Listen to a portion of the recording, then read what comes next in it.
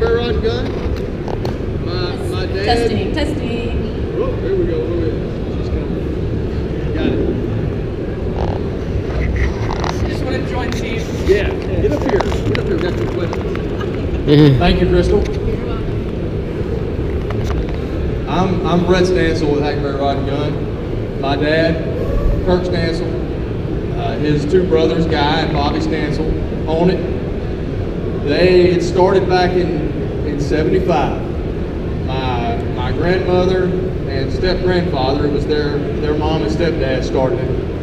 One day, Terry Shaughnessy had a guy come up and just randomly ask him, "Hey, Terry, you know, I know you know how to catch fish. Will you pay me? I'll pay you to take me fishing." He's like, "That's a pretty good idea. Yeah, that sounds good." And from there it started. The next year they had a business. It was just a couple of them, and now our place will hold 60 people and accommodate 60 people. We have meals that night, lodging, breakfast the next morning, meals on the boat, and that's how they got started. My dad, I think they bought them out about 20 years ago? This is Darney, David Dornstedt, Connor Fontenot, and this is my son, Grant Stansel. He's 9. He thinks he can tell me how to fish. He may be able to, but that's a little bit about our business. But I'm sure y'all want to know about fishing, how to, where to. If any of y'all fish Lake Cowshoe. No, but you're going to give us GPS coordinates, right? That's right. Y'all, just about everybody. Y'all fish on y'all's own? Y'all been with? Who fishes on their own? Who's been with a guy? Fish on your own? Yeah. Yes, sir. Well, first of all, do you have any questions before I even get started? Are you going to give away all my honey holes? Because I'm cringing already. Depends on how good they are. Yeah. I'm joking.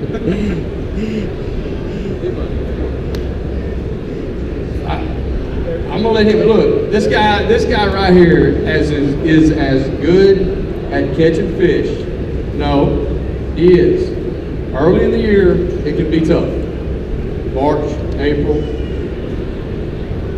I mean it when I say he can do it. He catches fish as good, better than anybody on the lake. I mean that. Give him a little bit. All right, I'm Captain Darney. Nice to meet everybody. Real quick, we're coming up here on a spring bite. It's pretty much match the hatch. Like right now, everything like pokey and Menhaden, and we don't really have shrimp in the Said pokies in Menhaden. But close. But smaller the bait, to me, I think the more fish you catch. The bigger the bait, you're going to catch bigger fish, but they're not going to be as immediate. Right now we're getting ready to start. I think we're starting to fish March 8th is when we start fishing.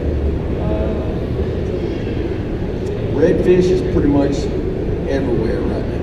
It's you just got to find a cut, a point. There's some still kind of schooling and stuff like that, but twitch baits, I'm kind of like tongue tapping, crisscrossing everything. I'm going through my head. But say like this morning, I'd probably start along the shoreline and everything, and of course you want to look and for bait, shallow reefs, sun. If it's a sunny day, it's warm up the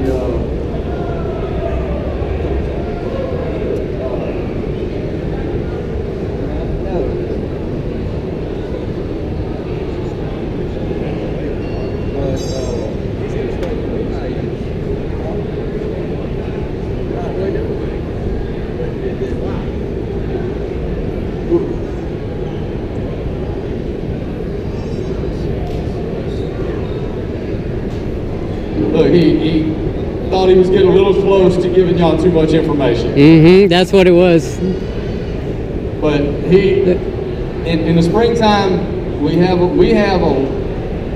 hundreds of thousands of acres that feed our lake. And that is the main source of food for our fish. And this time of year, our fish will move close to those bayous, to the banks, because they're going to be near where they feed in. And like he says, everything, ingress this time of year is where everything moves in. Egress is the next stage where everything, that'd be in the fall, where everything's looking to move out. But egress, everything's moving in, everything's hatching, everything's small. That's what he's talking about. I know it looks funny. But everything's little. And when he's talking about smaller bait, I mean, when you can be in a school of fish this time of year, you can see the fish busting bait and you can't catch them. It's common. Coming up in March, April, I find it one of the harder times to catch fish of the year. And that is because they're focused on stuff that is this big. You know, I heard stories back in the day, I've never tried it, of my grandfather going out with his crappie stuff and wearing them out. And using the little stuff, and I've never done it, but we tend to use, I don't know if any of y'all, the H&H lures, the sparkle beetles. That is one of my favorite baits to use this time of year. And it depends on the clarity of the water. What color is your favorite color this time of year? Coming up. They call it chicken on a chain. It's watermelon red on the, we call it chicken on a chain, or it might have, other names or whatever, but it's watermelon red on the back, kind of a pearl glow on the bottom with a chartreuse tail. About a 2.5, 3 is kind of getting big, but about a 2.5 inch swim bait. With a paddle tail, that's hands down probably the go-to bait that I'll throw this time of year until probably, and I'll throw it all the way through July. Anything, to me, dark. Watermelon red, chicken on a chain. Mirror Little John has a color called Golden Brim. It's a black, kind of gold flake, but it's a little clear or whatever. It's once a little bit later in the year, the shrimp start coming in, it matches the hatch of the shrimp. But early in the year like this, anything that kind of looks like a shad, that's what I throw. If I'm not throwing plastic, Mirror Lure, it's a twitch bait. Mirror 9, Mirror Dean, however you want to say it or whatever. But it's weird to say that it's got a treble hook on the front and back. They can hit that thing so dang hard and you can't catch it. But I'll throw a soft Dean. To me, the softness and them, eating it, they think they have something, so they hold on to it better. The harder ones, I mean, yes, you can catch them on that too, and it depends. But throwing it, like if I come up on a spot and I get on a reef or a shoreline or something like that, and I'm starting to fish, the longest cast you can. I don't make no short casts or nothing like that. I try to cover ground. And whenever you throw it, let it hit the water and click it with your finger or whatever. And you can sit there and be talking to whoever or something like that. It depends on, unless you're throwing like a heavy deep. Full spool. Yeah, full spool. Yeah, make a good cast. If you gotta have a full spool of line on your reel. Yes. Don't have a half spool. All the way to the top where it bellows off. The further you can throw it, the better your chances of catching a fish. The more ground you cover. But I make a forecast, let it sink, click the reel. Sometimes on the fall, they'll down. I normally give it a couple of twitches, stop a little bit, reel it to slack, a couple of twitches, stop a little bit, and then change it up. If I make a cast like that and I don't hit nothing, I'll throw it and I'll work it real fast. Just twitch, let it die, work it 4, 5, 6, 10 feet or whatever. Sometimes if they want it on top, they won't hit a top water plug, but they'll hit a twitch bait, and you're working like a top water plug, just real fast. Sometimes you gotta let it sink, maybe hang up a little bit, but pull it, and they're kind of lethargic, they're on the bottom. Once, I'd probably say I'll throw a mirror down until probably all the way through April, May, June, and once it gets into to July, when I guess temperatures start rising, what is it, about 86 or whatever, they kind of start wanting to find deeper water, like 15 to 20 feet, channel's edge, jetties, and stuff like that. Heavy lead head, quarter ounce lead head, find a ledge, find a point, tide's coming around it or whatever, you want to throw up current like that, just let it fall. Sometimes you got to count to 10, 15, let it fall. If you hang the bottom, just work along the bottom. Sometimes they're mid-column. It depends. You got to kind of work at it. As far as color that time of year, I'm throwing a lighter color, something that looks like a little shad or a ribbon fish or something like that. I think I throw down south lures. They have blue moon with a chartreuse tail, or now they make just a blue moon with no chartreuse tail. That's probably through 75 packs of those things last year. They work.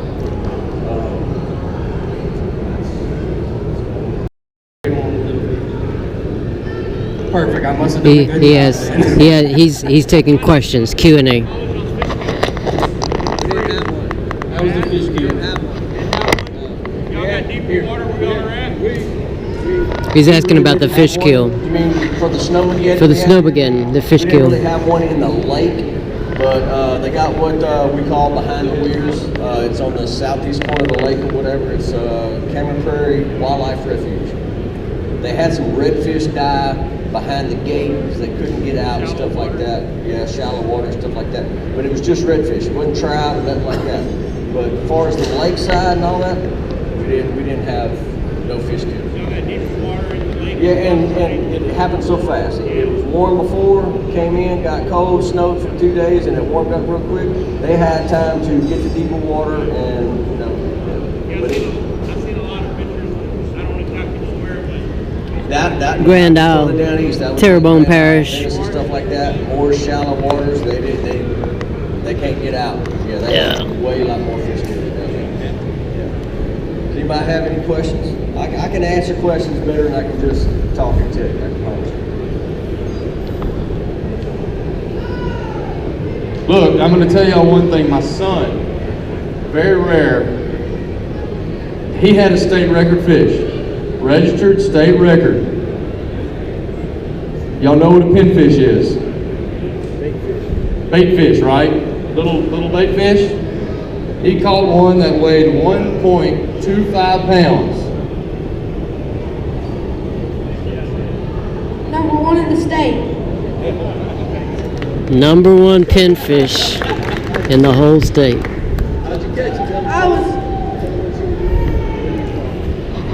I was catching a lot of drum, and I was just dropping a shrimp with a jig head right down the dock on the bottom. Then I thought I had a little drum on, but whenever I pulled it up, I realized it was a pinfish. Look, the funniest thing about this is my father-in-law calls me, sends me these pictures and says, "Look, you ought to see the size of this pinfish your son is caught." He said, I'm going to clean it and fillet it. I'm like, hang on. I said, hang on, let's check out these records here. And I ended up looking it up, and we weighed it in, and it ended up being a state record. But my father-in-law was going to fillet it and eat it. a state record. Yeah, we got it at taxidermist. It ain't here yet. But look, it's summertime. Summertime is a different time of year to fish. It's one of my favorite. It's different. I mean, we didn't talk about the birds in May and June. You know, chasing the birds in May and June can make it easy day. You know, if you hit the right school of birds, it can make you hit it first thing in the morning. If you know how to work them right, you can fill your box up real quick. Now I don't know if many of y'all work many birds or have trouble with them. You can go try to fish 10 sets of birds that morning and not get close to any of them. And then one day you go out there and you pull up to one set and you catch every fish you need. But when you're on that set, there is a way to mess them up. Get too close. Keep your distance. That's what I'm talking about. As far as you can throw as far as you can throw. These fish they're timid, they're scared.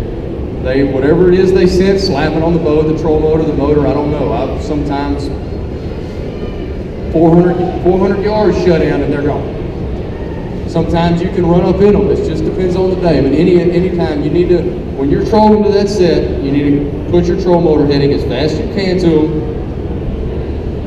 When you start getting here to the other end of this room, slow down, ease in.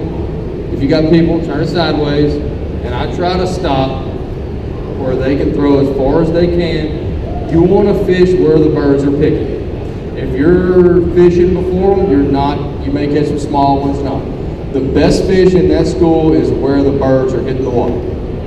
It's just where I mean, there is times where that's not the case, but generally speaking, where the birds are picking is where the nice fish are. And I don't know if y'all have anything to say to that. Any questions about that? Working birds? Easy. Thank you. And that's summertime. Yes. And like he said, just because them birds leave, the fish don't leave with them. Pay attention. Wherever the last bird went down, anchor up, wait, drift slowly. Always go in upwind of the birds. Never come in downwind. You need to throw with the wind. Throwing with the wind, you throw further.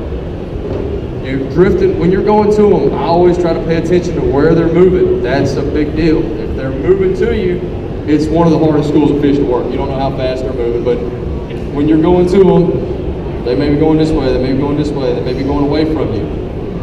Follow them the way you need to. Take it easy. Don't rush them. Get in there where you can cast. Don't just get up in the middle of where the birds are hitting the water. You need to. And if another boat is on a set of birds, respectfully, I will not go to that set of birds. It's almost impossible for two boats to go to a set of birds and both catch fish. It just does not work. I'm in Louisiana. That must be a problem. It's hard to catch. It's hard to catch fish working a set of birds with two. I'm having a hard time doing two. But the summertime, we're mainly fishing the ship channel, the jetties, the deep reefs in the middle of the lake. Sometimes the oil rigs out in the Gulf. You know, when I say out in the Gulf, we have some oil rigs that they're 14 miles from the jetties, but they're 4 to 5 miles off the shore. Those are some of my favorite times. I mean, you have a chance to catch tripletail, catch a ling. Just always, every time when you're riding out there, you always pay attention to the surface. If you see something that don't look right, go look at it, because there may be a tripletail under there or something. It's a neat fish to catch. I don't know if y'all caught any. Look, if he can catch one, anybody in this room can catch one, guaranteed. He's caught one under the crab traps in the lake. When we're going, we'll go look starting in late May, June. Just ride the crab traps and look under. Excuse me, he caught that many. But fall. Anybody want to talk about fall besides me? Same birds. Fall is the same. Birds, bayous, banks, watching fish bust. Fall is the easiest time to catch fish. Starting in late October, early November, there's not an easier time to catch a speckled trout or redfish. In my opinion, would y'all agree? Would you agree? Any questions?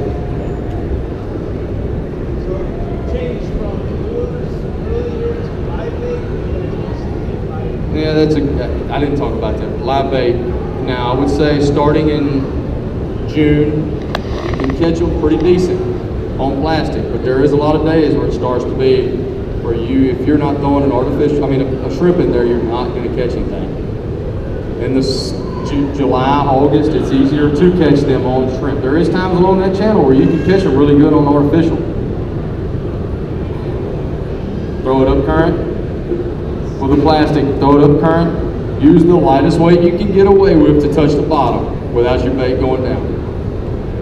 I work my bait with the current, just you're not reeling a whole lot. You're reeling just enough to keep your line tight and bounce your rod tip. Work your bait down that ledge for the ship channel. And that, when he hits it, you know, that's one of my funnest ways to catch fish. But if they're not eating that, either a popping cork and shrimp or just a tight line, you know, we'll use a Carolina rig, split shot above a hook, say about like so. Throw it, same type of difference. And I would say shrimp, we use shrimp more starting in later June, all the way through October, November. Early in the year, March and April, and usually, if we have shrimp, we use it, but you tend to do better on artificial a lot of the times that time of year. For some reason. Yes, sir. Say again? You run tripletail shrimps? We will target them if it's the weather permits that day. And it's normally like into July, August, into September, but it's mostly mid-July to August. We have had people that call and want to go specifically for tripletail, and if the weather allows us to do it, yes. You gotta catch the Gulf under calm. It has to be calm, and like I say in the lake, it has to be a certain wind, water has to be clear to run the crab traps. But yes, if you want to go attempt to catch tripletail, yes, that can be done. But the weather is the biggest factor. I got a question for Captain Darney. What do you do different for flounder? If you're going to target flounder instead of redfish, like what would you do different to? I see the guys throwing the little gulp with the twirly tail. Yes. I mean, is that the only thing you do different for flounder? What do you? They got a stick about this big with a 3-second fuse.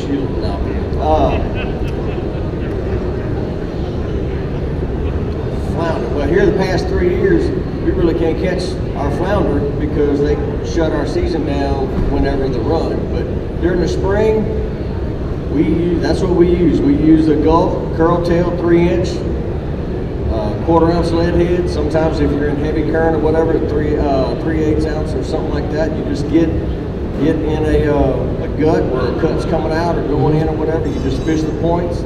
Sometimes they'll be behind a point. Sometimes they'll be in the gut. It depends on how hard the tide is. But I use probably curl tail gulp more than anything. Okay. Fishing flounder.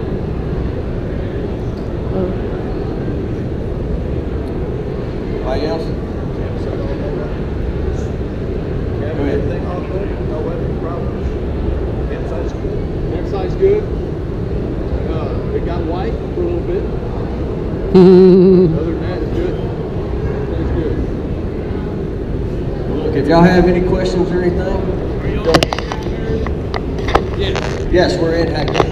Our lodge is like right on the water. Dead town, kind of right. It's you're gonna take Highway 27 to Lake Breeze Drive, which is kind of toward the southern end of what we call the island, and take a left down. It's right on the water, 485. 20 minutes, you can be fishing anywhere on the lake, north end, south end, jetties, whatever. Started off with that.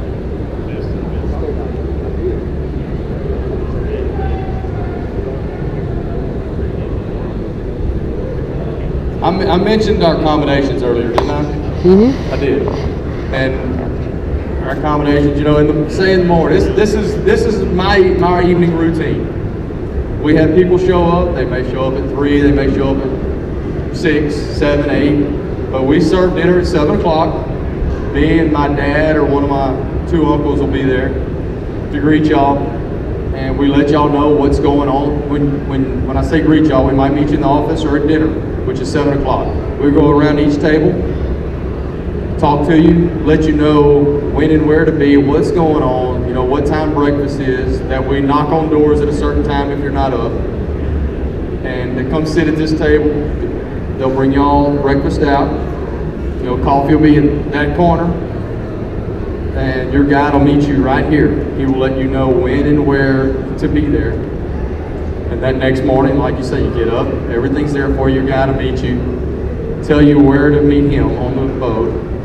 And it's easy. We try to make it as comfortable for you as we can. And we have 12 rooms on site, 4 rooms, 4 beds to each room. One room has 6 beds. And we do have a couple condos that we sublease out. When for bigger groups, we can accommodate up to 60 people.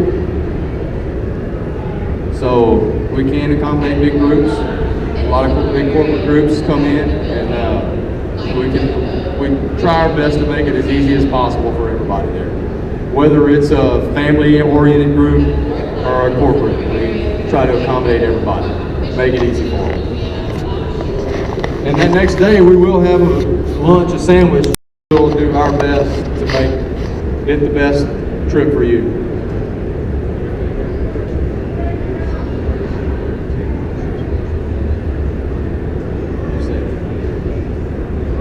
If y'all have any more questions, we'd be more than happy to answer them one-on-one or whatever. We have a booth over here, 7:30, 7:32. We actually have a show special for fishing trip for 3 people, all inclusive and all that. So if y'all have anything, come give us a shout. We'd be glad to help out any questions.